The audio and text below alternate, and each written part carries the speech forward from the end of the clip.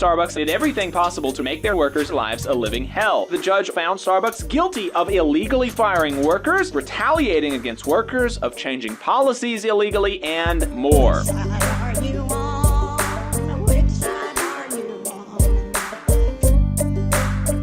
Let's talk about Starbucks for a second. And we announced a couple of weeks ago that an administrative law judge with the NLRB ordered Starbucks to reopen a store in Ithaca, New York, after it had determined that it closed the store, not for business reasons, but in retaliation to the workers there organizing. Ithaca, importantly, was the first city in the United States where every single Starbucks store in the city unionized. And so this presented a very big issue for Starbucks, very concerning, potentially precedent setting. And so they were even more motivated in this city than maybe in others to try to squash any union attempts and organized workers.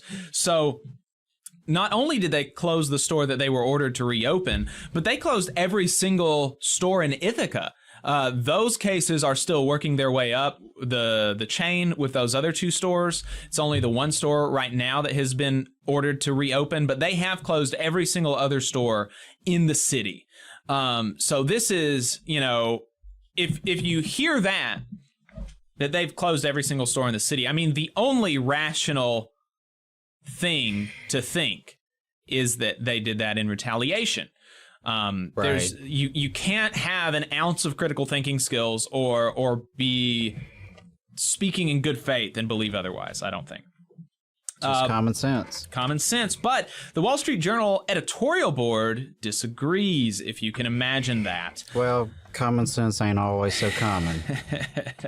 So the Wall Street editorial board really went in on the NLRB, saying that they were discriminating against Starbucks and targeting them for their... Wait, discriminating? Yeah. For their use of...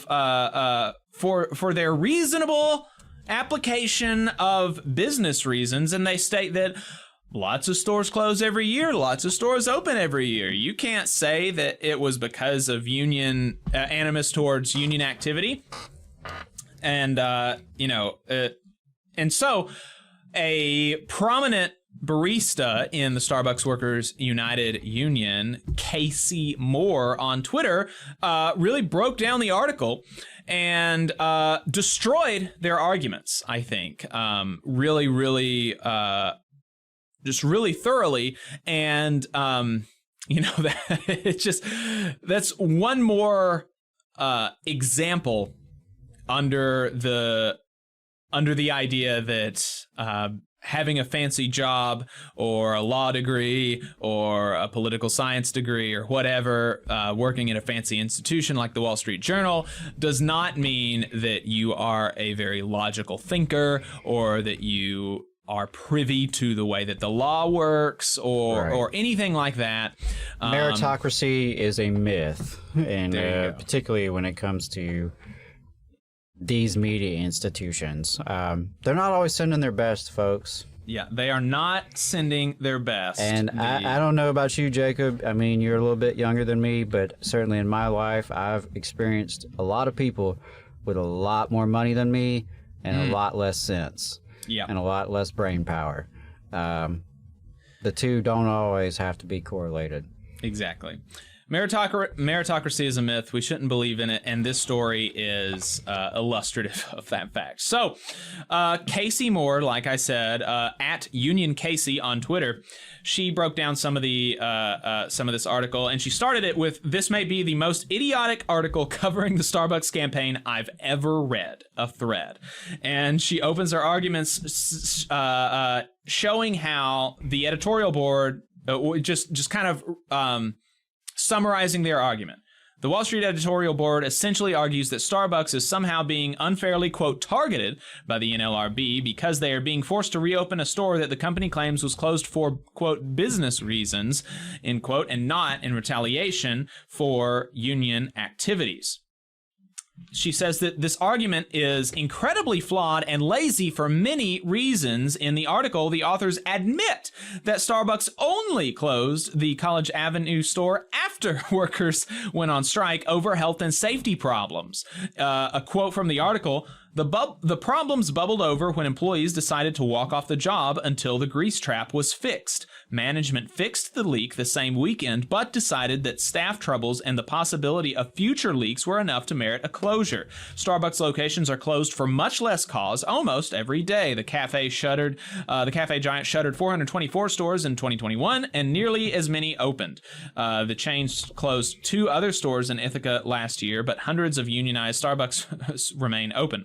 Hey, 5 seconds. Just wanted to say that this is only possible because of our donors. If you want to see more of this, then consider donating yourself at tvlr.fm/donate.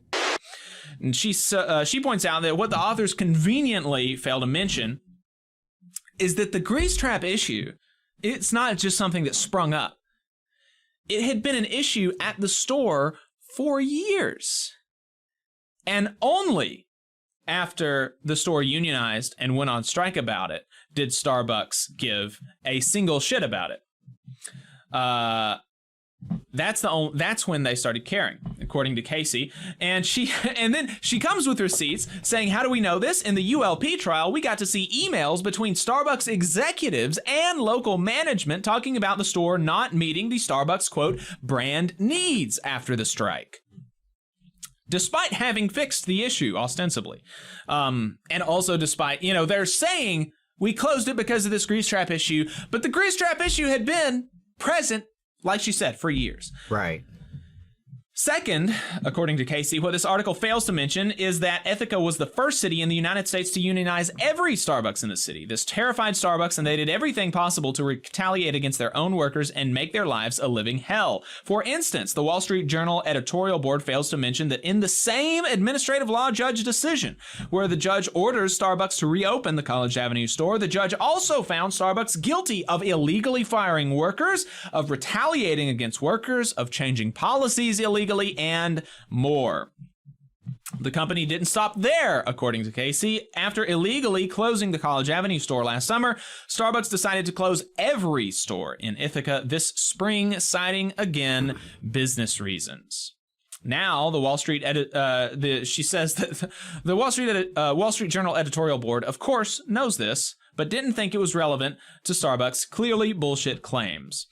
Would the Wall Street Journal also take Starbucks' word that the remaining 2 Ithaca stores were closed for business reasons in a city with over 25,000 students as customers? Also, she says, to claim that many union stores remain open is not a valid line of reasoning to argue that Starbucks didn't illegally close a union store. Of course, it's just a red herring. It doesn't make any sense.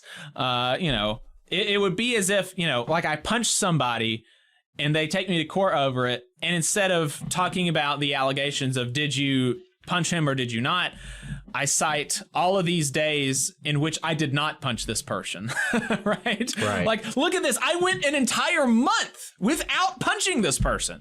So surely that means that I didn't do it on this time. And also, it's like, totally, do we really need to dig into the data on the store closures and how disproportionately they tend to be on the union side, right? I mean, if they want to open up that can of worms. Yeah.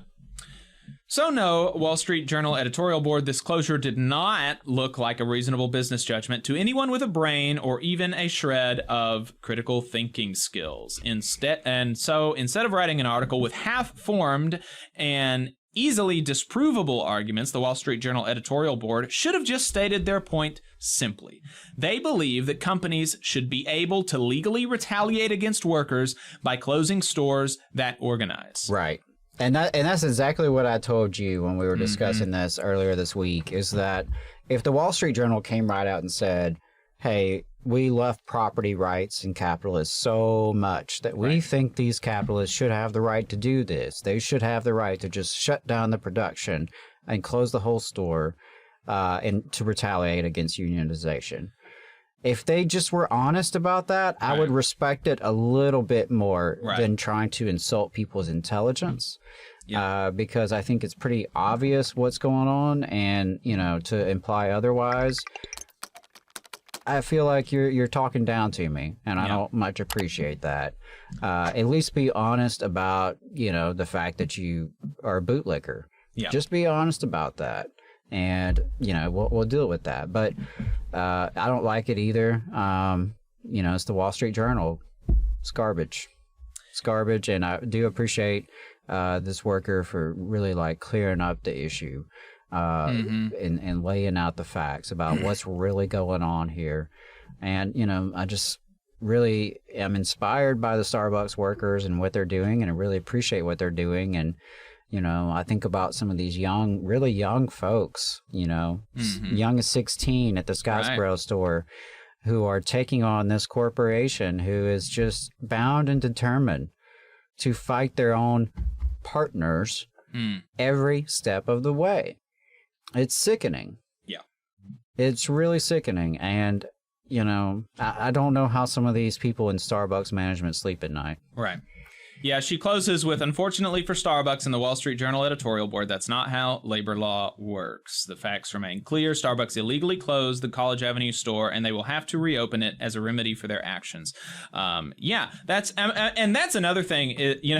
There are so many people like this that are like, this is America. If you don't like it, then go live in Venezuela or something, right? And this, this is one of those times where, we live in America. We live in America. The National Labor Relations Act is, for now, under this, reactionary, illegitimate, I think, Supreme Court, it is for now the law of the land. And if you don't like it, you can leave. That's my take.